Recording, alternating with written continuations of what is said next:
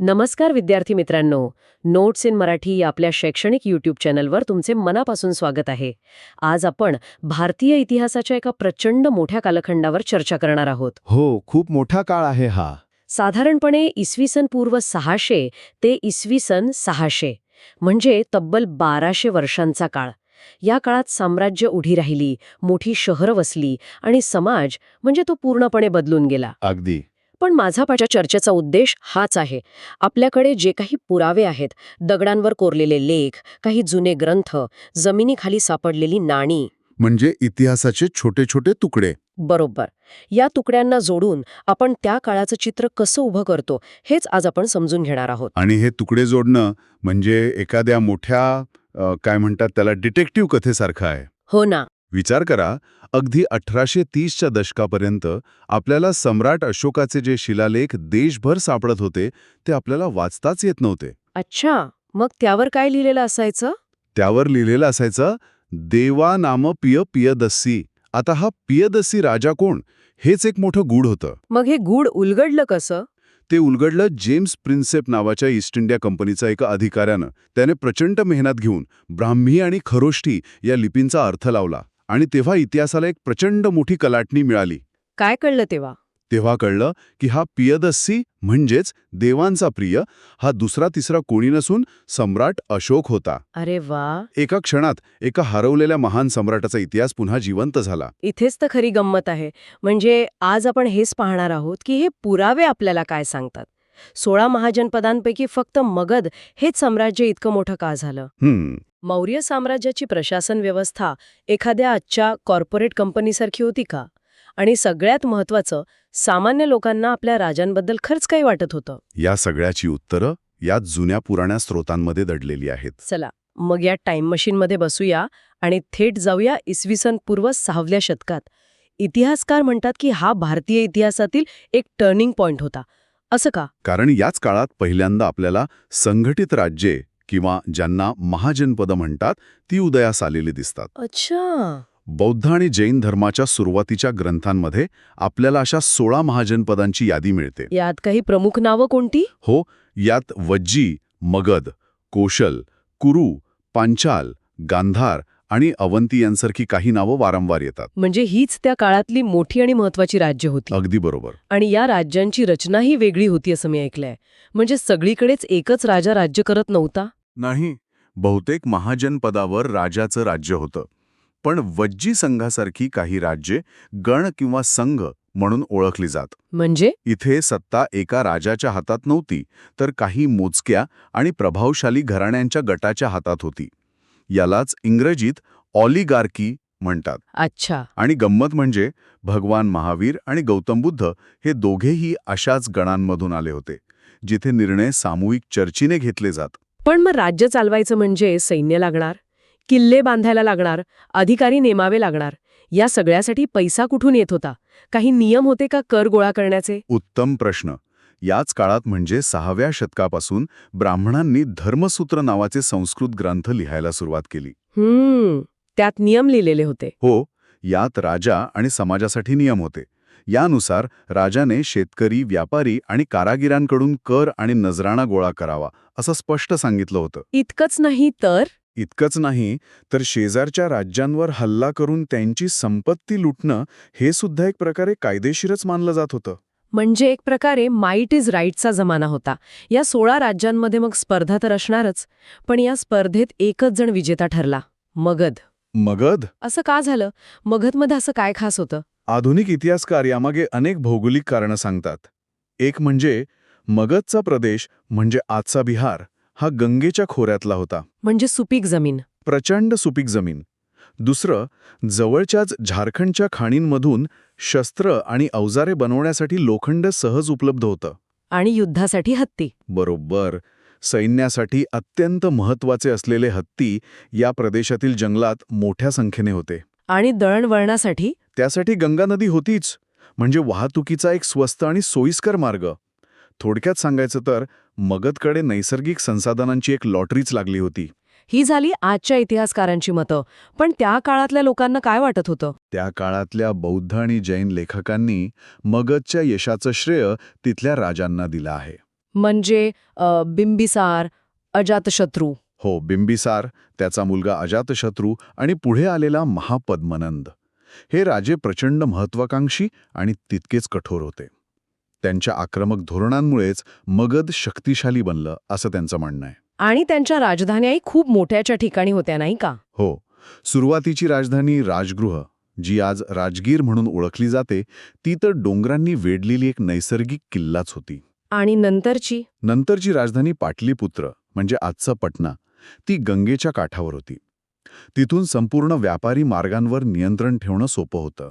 आणि मगधच्या याच भक्कम पायावर पुढे एका सामान्य तरुणाने भारताच्या इतिहासातील पहिलं खरं साम्राज्य उभं केलं. चंद्रगुप्त मौर्य. बरोबर. इसवी सन पूर्व 321 मध्ये मौर्य साम्राज्याची स्थापना झाली आणि बघता बघता हे साम्राज्य वायव्येला अफगाणिस्तान आणि बलुचिस्तानपर्यंत पसरलं. आणि चंद्रगुप्ताचं नातू सम्राट अशोक याने तर कलिंग म्हणजे आजचा ओडिशा जिंकून ते आणखी वाढवलं. हो, इतक्या मोठ्या साम्राज्याचा इतिहास लिहिण्यासाठी नक्कीच भरपूर पुरावे लागले असतील. काय काय स्रोत आहेत आपल्याकडे? आपल्याकडे अनेक प्रकारचे स्रोत आहेत. पुरातत्वीय पुराव्यांमध्ये त्या काळातली शिल्पकला खूप महत्वाची आहे. त्यानंतर चंद्रगुप्ताच्या दरबारात सेल्युकस निकेटरने पाठवलेला ग्रीक राजदूत मेगेस्थनेस याने इंडिका नावाचा ग्रंथ लिहिला. पण तो पूर्ण उपलब्ध नाहीये ना? नाही, तो पूर्ण उपलब्ध नाही, पण त्याचे जे काही तुकडे सापडले आहेत त्यातून बरीच माहिती मिळते. आणि अर्थातच कौटिल्याचं अर्थशास्त्र. पण एक प्रश्न आहे, हे अर्थशास्त्र म्हणजे राज्य कसं चालवावं याचं एक आदर्श मॅन्युअल होतं की खरोखरच मौर्य काळात तसं राज्य चालवलं जात होतं? हा इतिहासकारांमधला एक मोठा चर्चेचा विषय आहे. अच्छा. अर्थशास्त्र हे कदाचित एका व्यक्तीने लिहिलेलं नसावं आणि ते मौर्य काळाचं तंतोतंत वर्णन करतं की नाही यावर वाद आहेत. पण त्यापेक्षाही एक जास्त विश्वासार्ह स्रोत आपल्याकडे आहे. तो म्हणजे अशोकाचे शिलालेख. अगदी बरोबर. अशोक हा पहिला भारतीय सम्राट होता जिने आपले आदेश, आपल्या भावना दगडांवर आणि स्तंभांवर कोरून सामान्य जनतेपर्यंत पोहोचवल्या. म्हणजे राजाचा स्वतःच्या प्रजेसोबतचा एक संवाद होता. पण तो एकतर्फी होता. हो, म्हणजे हा राजाचा मन की बात प्रकार होता, जिथे प्रजा फक्त ऐकू शकते होती, उत्तर देऊ शकत नव्हती. बरोबर. पण या शिलालेखांमधून त्याने ज्या धम्माचा प्रसार केला तो नेमका होता तरी काय? तो बौद्ध धर्म होता का? नाही, अशोकाचा धम्म हा कोणत्याही एका धर्मापुरता मर्यादित नव्हता. तो एक नैतिक विचार होता. उदाहरणार्थ, वडीलधाऱ्यांचा आदर करा, गुलाम आणि नोकरांना चांगली वागणूक द्या, दुसऱ्यांच्या धर्माचा आदर करा, अहिंसा पाळा. अशा साध्या पण महत्वाच्या गोष्टी होत्या. आणि या विचारांचा प्रसार करण्यासाठी त्यांनी अधिकारी नेमले होते असंही म्हणतात. हो, धम्म महामत्त नावाचे विशेष अधिकारीही नेमले होते. हे साम्राज्य अफगाणिस्तानच्या डोंगरांपासून ते ओडिशाच्या समुद्रापर्यंत पसरलं होतं. इतक्या मोठ्या आणि वेगवेगळ्या प्रदेशांवर एकाच ठिकाणाहून म्हणजे पाटलीपुत्रामधून नियंत्रण ठेवणं शक्य होतं का? इतिहासकारांच्या मते हे जवळपास अशक्य होतं. मग त्यामुळे असं मानलं जातं की राजधानी पाटलीपुत्र आणि तक्षशिला, उज्जैनी, तोसली आणि सुवर्णगिरी यांसारख्या महत्वाच्या प्रांतिक केंद्रांच्या आसपासच प्रशासनावर थेट नियंत्रण असावं. आणि दूरच्या प्रदेशात कदाचित स्थानिक राजेस मौर्यांचं आधिपत्य स्वीकारून राज्य करत असावेत. आणि ही प्रांतिक केंद्र पण विचारपूर्वक निवडलेली दिसतात. तक्षशिला आणि उज्जैनी हे लांबच्या व्यापारी मार्गांवरचे महत्वाचे थांबे होते. बरोबर. आणि सुवर्णगिरी नावावरूनच कळतंय, सोन्याचा पर्वत. हो, कर्नाटकातल्या सोन्याच्या खाणींवर नियंत्रण ठेवण्यासाठी हे केंद्र महत्वाचं असावं. मेगास्थनीजने तर मौर्य सैन्याच्या संघटनेबद्दल जे लिहिलंय ते वाचून आश्चर्य वाटतं. काय लिहिलंय त्याने? तो म्हणतो की लष्करी कारभारासाठी एक समिती होती, ज्यात 6 उपसमित्या होत्या. एक नौदलासाठी, दुसरी वाहतूक आणि रसद पुरवठ्यासाठी आणि मग पायदळ, घोडदळ, रथ आणि हत्तीदळासाठी प्रत्येकी एक. अरे वा, हे ऐकायला तर आजच्या संरक्षण मंत्रालयाच्या वेगवेगळ्या विभागांसारखं वाटतं नाही का? Navy, army, logistics. अगदी. इतकं सूक्ष्म नियोजन त्या काळातही होतं. मौर्य साम्राज्यानंतर काय झालं? एवढा मोठा साम्राज्य कोसळल्यावर नक्कीच एक मोठी राजकीय पोकळी निर्माण झाली असणार. झाली, आणि त्या पोकळीत अनेक नवीन राज्य उदयास आली. विशेषतः दक्षिण भारतात चोळ, चेर आणि पांड्य यांसारखी राज्य प्रबळ झाली. आणि वायव्याला? वायव्य आणि पश्चिम भारतात मध्य आशियातून आलेल्या कुशाण राजांचं वर्चस्व निर्माण झालं. आणि याच काळात राजांनी स्वतःला मोठे दाखवण्यासाठी, स्वतःचा अधिकार सिद्ध करण्यासाठी काही नवीन आयडिया वापरायला सुरुवात केली असं दिसतं. बरोबर. स्वतःचा दर्जा वाढवण्याचा एक सोपा मार्ग होता, तो म्हणजे स्वतःला थेट देवाशी जोडणं. अच्छा. याचं सर्वोत्तम उदाहरण म्हणजे कुशाण राजे. त्यांनी स्वतःला देवपुत्र म्हणजे देवाचं पुत्र म्हणून घ्यायला सुरुवात केली. ही कल्पना त्यांना कुठून मिळाली? ही कल्पना त्यांना चीनच्या सम्राटांकडून मिळाली असावी, जे स्वतःला स्वर्गाचे पुत्र म्हणवत. मथुरेजवळ तर कुशाण राजांच्या भव्य मूर्ती सापडल्या आहेत, जिथे ते एखाद्या देवतेसारखेच दिसतात. आणि कुशाणानंतर आलेल्या गुप्त साम्राज्याने तर यावर कळस चढवला. हो, गुप्त काळात तर राजांची स्तुती करण्यासाठी त्यांच्या दरबारी कवींनी प्रशस्ती नावाचे स्तुतीपर लेख लिहायला सुरुवात केली. याचं उदाहरण म्हणजे समुद्रगुप्ताची प्रयाग प्रशस्ती. अगदी, जी त्याच्या दरबारी कवी हरिशेणाने लिहिली आहे. यात त्याने समुद्रगुप्ताची तुलना थेट कुबेर, वरुण, इंद्र आणि यम यांसारख्या देवतांशी केली आहे. म्हणजे राजा हा फक्त देवाचा पुत्र नाही, तर तो स्वतःच पृथ्वीवरचा देव आहे, हे बिंबवण्याचा हा प्रयत्न होता. आत्तापर्यंत आपण राजे, त्यांची साम्राज्य, त्यांचे युद्ध आणि त्यांची प्रशासन व्यवस्था याबद्दल बोललो. पण या सगळ्या पटावर सामान्य माणूस कुठे होता? त्याला आपल्या राजाबद्दल, या देवतुल्य राजाबद्दल काय वाटत होतं? हा सगळ्यात महत्वाचा आणि तितकाच अवघड प्रश्न आहे, कारण शिलालेख, प्रशस्ती, नाणी हे सगळं आपल्याला राजाची बाजू सांगतं. आणि सामान्य माणसांच्या भावना? त्यात कुठेच दिसत नाहीत. मग त्या कशा शोधायच्या? त्यासाठी इतिहासकारांना वेगळ्या स्रोतांकडे वळावं लागतं, जसं की जातक कथा किंवा पंचतंत्र. अच्छा, या लोककथा होत्या. हो, या मूळच्या लोककथा होत्या, ज्यानंतर लिहिल्या गेल्या.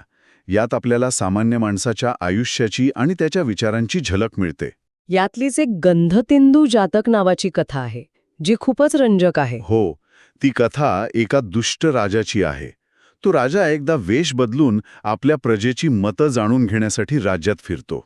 आणि त्याला काय कळतं? तो ज्याला विचारतो तो प्रत्येकजण राजाला शिव्याशाप देतो. लोक तक्रार करतात की रात्री दरोडेखोर लुटतात आणि दिवसा राजाचे कर गोळा करणारे अधिकारी. म्हणजे दुहेरी त्रास. हो, या दुहेरी त्रासाला कंटाळून लोक आपली गावं सोडून जंगलात पळून जात आहेत. म्हणजे राजा आणि प्रजा यांच्यातलं नातं नेहमीच तणावपूर्ण होतं असं दिसतंय, विशेषतः करांच्या बाबतीत. नक्कीच, राजाला आपली तिजोरी भरायची असायची आणि त्यासाठी तो शेतकऱ्यांवर जास्त कर लादत असे. पण दुसरी बाजू अशीही आहे की याच काळात शेतीचं उत्पादन वाढवण्यासाठी नवीन तंत्रज्ञान वापरलं जाऊ लागलं. जसं की गंगेच्या खोऱ्यात लोखंडी फाळाचा नांगर वापरत आला. भातशेतीसाठी लावणी पद्धत वापरली जाऊ लागली, ज्यामुळे उत्पादन वाढलं, पण शेतकऱ्यांची मेहनतही प्रचंड वाढली. आणि सिंचनाची सोय शासक काही करत होते का? करत होते, त्याचेही पुरावे आहेत. विहिरी, तलाव आणि कालव्यांचा वापर वाढला होता.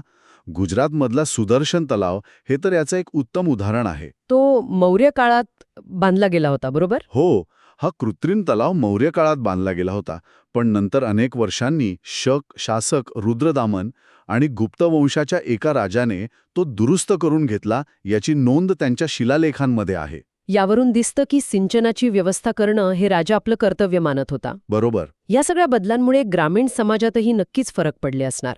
म्हणजे सगळे शेतकरी सारखेच होते का? नाही. बौद्ध साहित्यात आपल्याला वेगवेगळे उल्लेख मिळतात.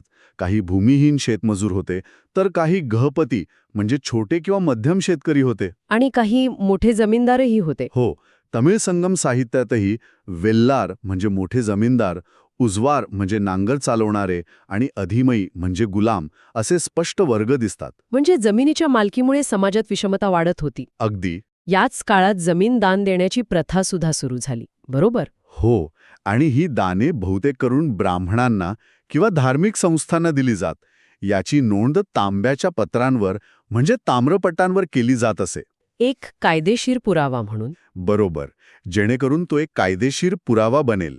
यात गंमत अशी आहे की आपल्याकडे चंद्रगुप्त दुसरा याची मुलगी प्रभावती गुप्ता हिने जमीन दान केल्याचा ताम्रपट सापडला आहे. यात गंमत काय आहे? गंमत ही आहे की त्या काळातल्या संस्कृत धर्मग्रंथांनुसार स्त्रियांना जमिनीवर स्वतंत्र मालकी हक्क नव्हता. मग प्रभावतीने जमीन दान कशी केली? एकतर ती राणी होती म्हणून तिला हा अधिकार मिळाला असावा, हा एक अपवाद असावा. किंवा मग हेही शक्य आहे की धर्मग्रंथांमध्ये लिहिलेले नियम समाजात सर्वत्र आणि तितक्याच कडकपणे पाळले जात नव्हते. हे आपल्याला स्रोतांच्या मर्यादा दाखवून देतं. अगदी. गड्याने इतिहासाला कसं जिवंत केलं. आपण महाजनपदांपासून ते बलाढ्य मौर्य साम्राज्याच्या उदयापर्यंतचा प्रवास पाहिला. मगधच्या यशामागे असलेली भौगोलिक आणि राजकीय कारणं समजून घेतली. आपण मौर्य साम्राज्याची विशाल प्रशासन व्यवस्था, सैन्याची रचना आणि अशोकाने धम्म प्रसारासाठी केलेले प्रयत्न यावरही प्रकाश टाकला. हो. इतकंच नाही तर कुशाण आणि गुप्त राजांसारख्या शासकांनी स्वतःला देवपुत्र आणि देव म्हणून आपला अधिकार कसा सिद्ध केला हेही आपण पाहिलं. पण ह्या सगळ्या स्रोतांकडे पाहताना एक गोष्ट लक्षात ठेवणं खूप महत्वाचं आहे की हे स्रोत आपल्याला कधीच पूर्ण चित्र दाखवत नाहीत. म्हणजे ते पक्षपाती असतात. हो, शिलालेख, प्रशस्ती हे नेहमी राजांच्या किंवा श्रीमंत लोकांच्या दृष्टिकोनातून लिहिलेले असतात. त्यात त्यांच्या पराक्रमाचं, त्यांच्या दानाचं वर्णन असतं. एका सामान्य शेतकऱ्याच्या आयुष्यातली सुखदुःख, त्याच्यावर होणारा अन्याय याबद्दल हे शिलालेख सहसा काहीच बोलत नाहीत. याचे काही उदाहरण आहे का? याचे एक धक्कादायक उदाहरण म्हणजे सम्राट अशोकाचा कलिंग युद्धाबद्दलचा शिलालेख. त्या शिलालेखात कलिंग युद्धातील रक्तपात आणि त्यामुळे अशोकाला झालेल्या पश्चातापाचं वर्णन आहे. हो. पण हा शिलालेख संपूर्ण भारतात सापडतो, फक्त कलिंगच्या प्रदेशात म्हणजे आजच्या ओडिसामध्ये सापडत नाही. काय सांगताय? हो, ज्या लोकांवरती आपत्ती कोसळली त्यांच्याच प्रदेशात तो शिलालेख नाही, याचा अर्थ काय लावायचा? हा इतिहासकारांसाठी एक मोठा अनुत्तरित प्रश्न आहे. आणि हेच आपल्याला एका अंतिम विचाराकडे घेऊन जातं. आपल्यासमोर दोन प्रकारची चित्र आहेत. एका बाजूला सुदर्शन तलावासारखे पुरावे आहेत जे सांगतायत की राजा प्रजेच्या कल्याणासाठी सिंचनाची सोय करत होता, तो एक पालक होता. तर दुसऱ्या बाजूला गंधतिंदू जातक कथेसारखे स्रोत आहेत जे सांगतात की राजाच्या जुलमी कर वसुलीला कंटाळून लोक गावं सोडून जंगलात पळून जात होते. दोन्ही बाजू समोर येतात. हो. यावरून विचार करण्यासारखा प्रश्न निर्माण होतो की त्या काळातील सामान्य माणसासाठी राज्य किंवा राजा ही नक्की काय होती? एक संरक्षक व्यवस्था की एक शोषक व्यवस्था?